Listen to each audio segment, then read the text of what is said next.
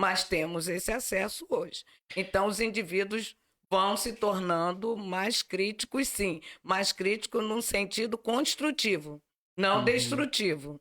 Mas até que ponto também a gente tenta, percebe que aquela informação é ou não verdade? Por mais que seja falado por três, quatro ou cinco pessoas, cinco fontes, né?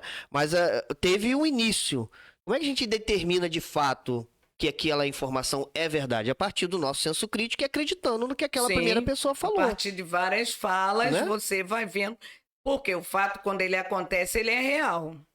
Então, você tem que ver se realmente aquele fato é real, se procede, ou foi alguém que criou aquilo e colocou para que todos que a gente viveu muitos anos assim. Uhum. Você vê pela a história do Brasil, tentou destruir a imagem dos imperadores brasileiros. Dom Pedro I, Dom Pedro II foram homens excelentes. Se a gente tem esse Brasil que a gente tem hoje, a gente tem que agradecer esses homens. Essa extensão territorial, Dom Pedro I lutou por isso, Dom Pedro II. Então tentou se destruir muita imagem desses homens. Mas hoje, com essa nova visão de mundo, no Brasil, está se tentando reconstruir a imagem desses homens. Mas o que foi apresentado para a gente era um Dom Pedro I devasso, não é isso que a gente vê? É. Mas Tem bastante informação, então, e o assim. lado político? Quem foi esse homem? O que É, ele construiu de Brasil deixou um legado muito grande. E o próprio Dom Pedro II era um homem que falava 15 idiomas, um homem com uma alta formação. Então não era devasso, não é bem isso. Eram tem homens uma, dedicados ao conhecimento. Olha o hino da independência, hino da independência. Foi Dom Pedro que faz. Um homem para fazer uma música daquela, uma letra, né? Olha o conhecimento que ele teria que ter para fazer aquilo, a formação. E a gente tem aí a nossa história um pouco deturpada, destruída por quem não tem interesse que o povo brasileiro ame seu país, conheça a história do seu povo.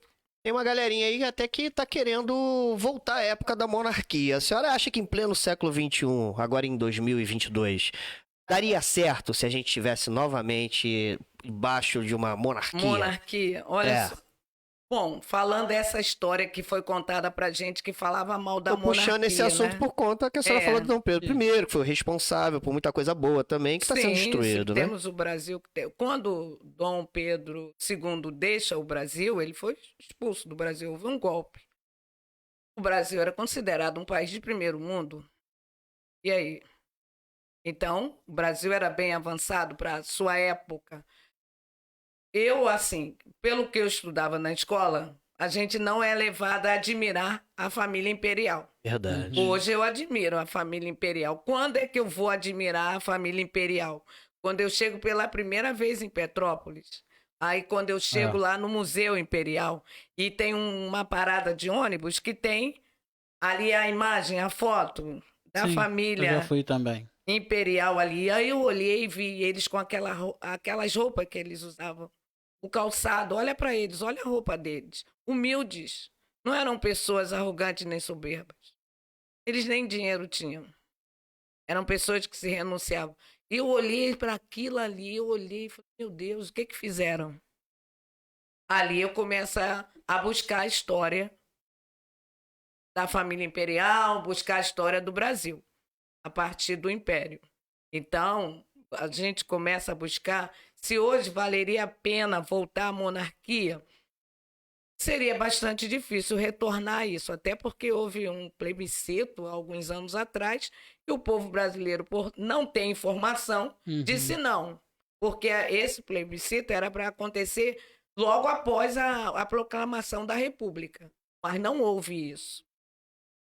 Levou-se anos e anos para poder haver esse plebiscito. Aí o povo já não conhecia a história do Brasil, da família imperial, e disse não à monarquia.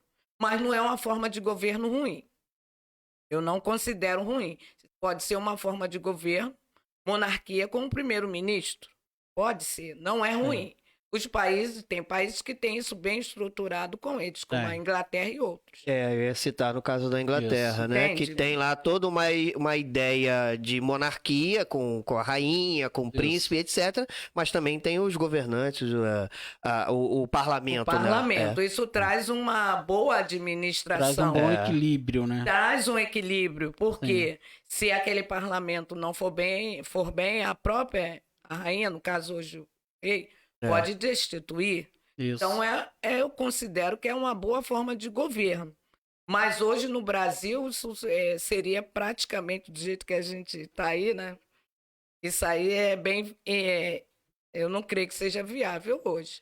Mas o que se deve procurar fazer com que as nossas crianças conheçam a nossa história, até para amar esse Brasil. Muitas vezes passamos há anos aí amando os Estados Unidos. Verdade. E não amando o Brasil. Então, usar esse aqui, esse verde. Hoje muita gente tem orgulho disso. E se veste de amarelo e sai pelas ruas. Então, isso é importante para uma nação.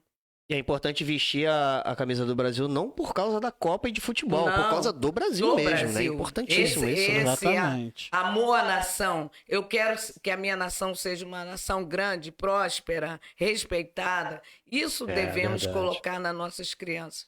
Hoje, há muitas escolas sequer executam o hino nacional. Eu ia Que comentar nação você- isso aqui. Era muito bom isso, hein? Então, Eu ia comentar isso com a senhora. A senhora que é do meio que eu ia falar, cara, eu acho que hoje falta muito isso. falta. Eu sou da época lá que a gente desceu, eu estudei no Liceu São José há muitos anos.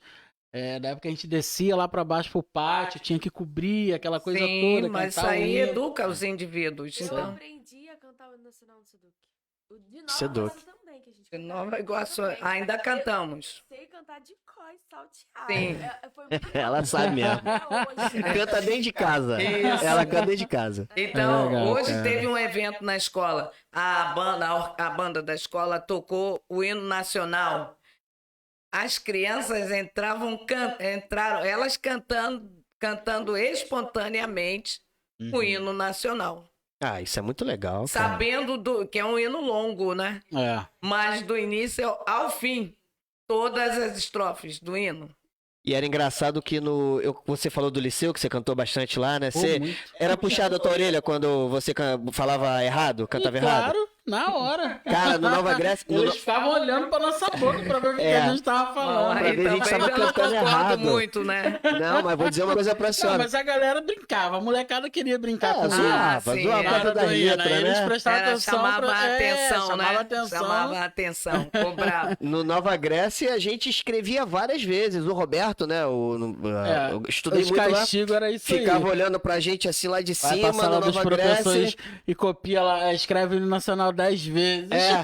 Firme, cobri e canta, né? E falava flâmula, não tinha que falava flâmula, falava fórmula. Aí eu olhava assim, ó, essa fila toda aqui, flâmula, flâmula, flâmula, o caderno todo mais de 20 vezes. Aí a gente ia pra sala, escrevia flâmula, flâmula, flâmula. Aí quando chegava no dia seguinte pra cantar, pra bandeira subir de novo, aí a gente cantava certo porque não queria ser... Bom, ir pro castigo. Era muito bom. Valeu isso. por alguma coisa. Era, o Mas- Roberto pegava no pé. Então, mas você pode fazer a criança aprender sem essa cobrança também.